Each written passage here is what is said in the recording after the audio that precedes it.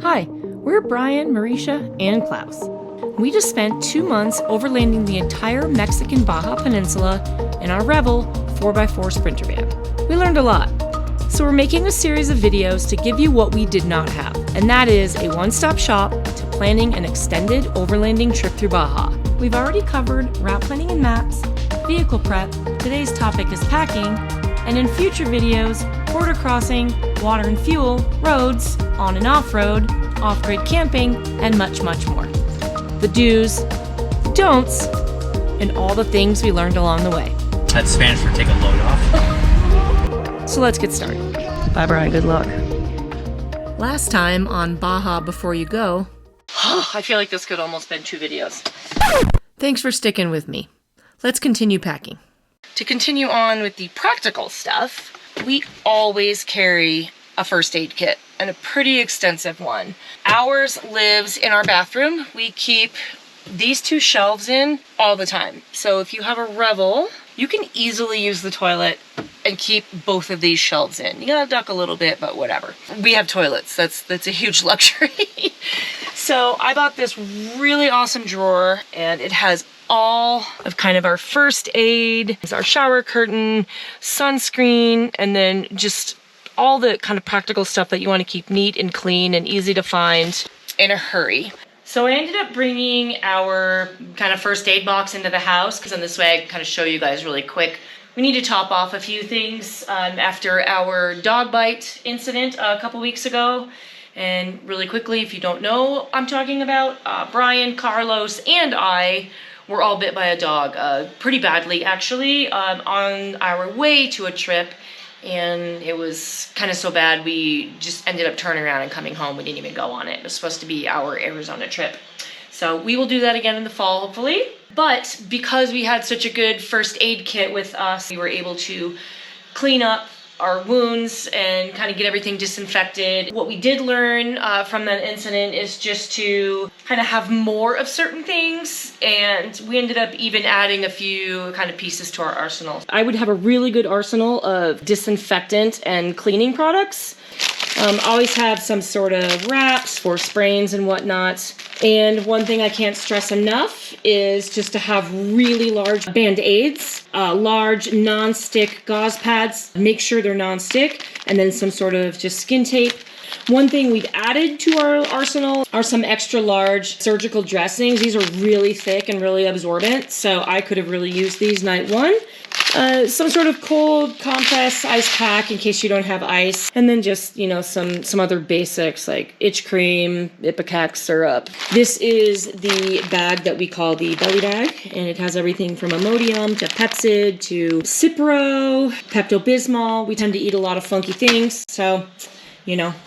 And then just a basic mishmash of first aid things, triple antibiotic ointment, surgical adhesive, little alcohol pads. So we have a surfer's kit, swimmer's ear, clean cotton balls that you would use to clean your wounds or just for daily things. This all lives in the back of this box, by the way, but in the front we have what we call the grab and go kit, which are just things you use more often. This pain reliever has all kinds, aspirin, Advil, Tylenol, and Tiger Balm. This stuff's really great, but if you can read Thai, this is for bug bites, and we bought it in Thailand and have since found it on Amazon, and it is fabulous for bug bites. Okay, I don't know if you guys have ever seen these TOWTABS. Thanks, Mom. My mother finds the best stuff. We've been using these since probably about 2004, since we started traveling together and backpacking. Was it 2004? Since 2004. And they're incredible. I'll show you what they do. They're amazing. So if you don't have one of these little cases, you can use any water bottle. Use it. You can do it in here or in the cap itself. If you don't have one of these great cases, you just add water to it, and it's an awesome cloth reusable towel. And obviously, you know, this, you could use this for 1 million things. And it dries super fast. Try and find these. They are amazing. So the other storage that we keep in our bathroom closet, Brian and I each have one of these flexible bins, and that's where our main clothes go. I don't know, whatever you want to put in there, but we have a few places that we store clothes. This is one of them. The other, if you followed our video from last time, go, hi Carlos. He's big enough now he can jump in here and say hi. Hi buddy. Is we keep them in these nets here, and we go through a lot of the built-in van storage in the previous video. So if you want more information, just go back one. So lastly, on the storage side in the bathroom, I have to add little bumpers here.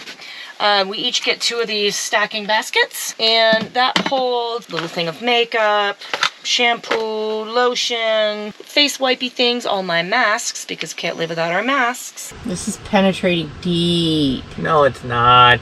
And then Brian has his 2. And then people tend to forget, but we always carry this little, it's actually an old sleeping bag sack, but this is our dirty clothes bag. And if you want to take a shower, we remove the shelves, set those on the bed, and then you have the full shower that's ready to roll. Most of the time we tend to use the outdoor shower, although if you saw in Baja, we didn't use it very often at all.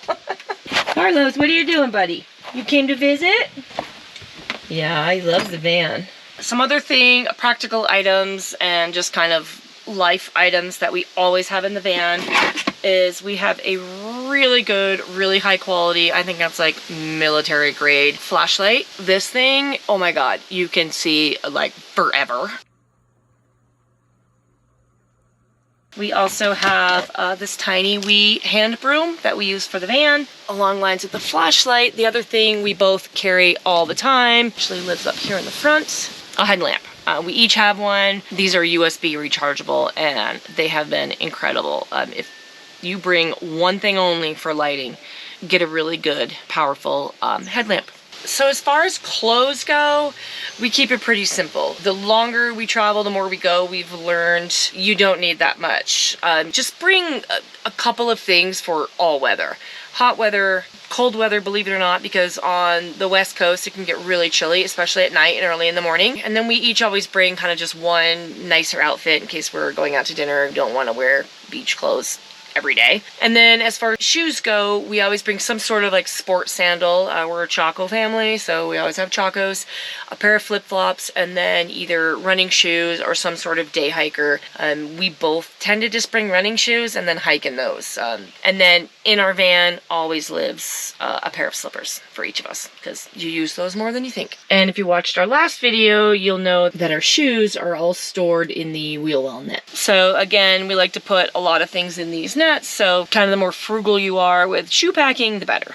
Make sure you have some sort of sun hat and then a really good pair of sunglasses. I love these. These are Umbras, and they just live in the van. You can step on them, swim on them. I don't know how many sunglasses I have lost diving into an ocean and forget that they're on my head. You can't lose them, because I lose everything, and they just live around your neck, and they're incredible. So I will put the link in for those as well. No, I'm not getting paid for that. I just love them. And lastly, we always bring pretty good array of electronic stuff. We almost always film on GoPro. I do have a digital camera, but I don't use it all that often. And then we have all the accessories and charging stuff. We carry a drone. I bring a laptop because I tend to work on the road. I bring a small Kindle because I read, and we also bring an iPad that we have some kind of pre-downloaded movies and shows. And to finish off the technology, we also always have a little Bluetooth speaker. One of those things we can't live without. I mean, there's always certain specialty items we bring on trips. Baja, for example,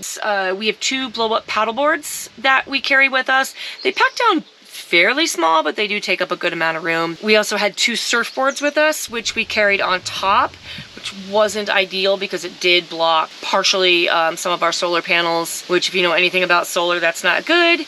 And it also blocked one of our fans, the one that's over our bed, which was kind of brutal in some spots. So we are working on a different setup to be able to carry the boards on the side of the van. And then all of the gear just for surfing, wetsuits, things like that. Another thing that I don't want to forget that we carry on our trips and we had in Baja and we loved having is pick up a really cheap snorkel set. We just went to Walmart and got a little case. It has flippers, a snorkel, and a mask. We had pretty nice masks because we scuba dive, so we swapped out the crappy cheap mask.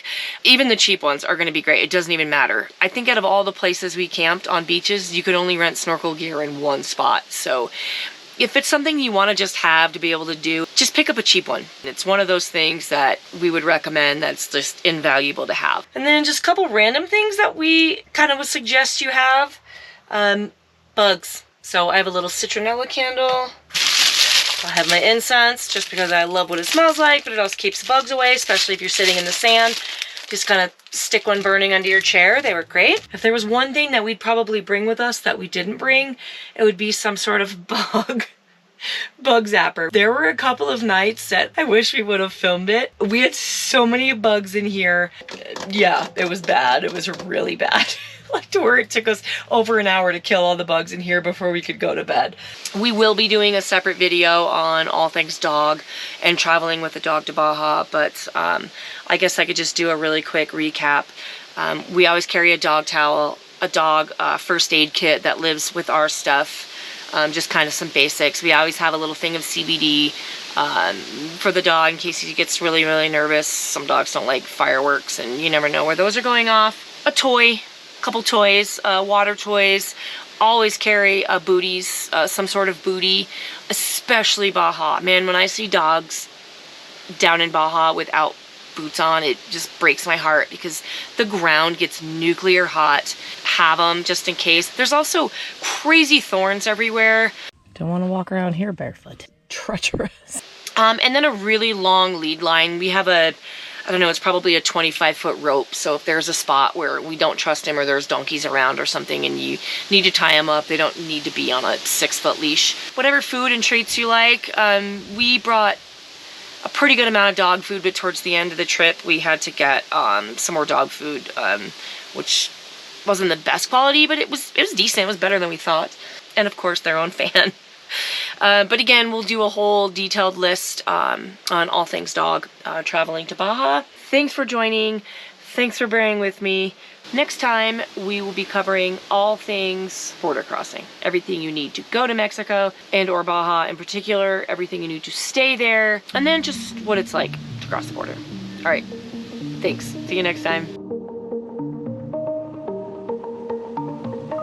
Make sure you like and subscribe so you don't miss a thing. Adventure is calling.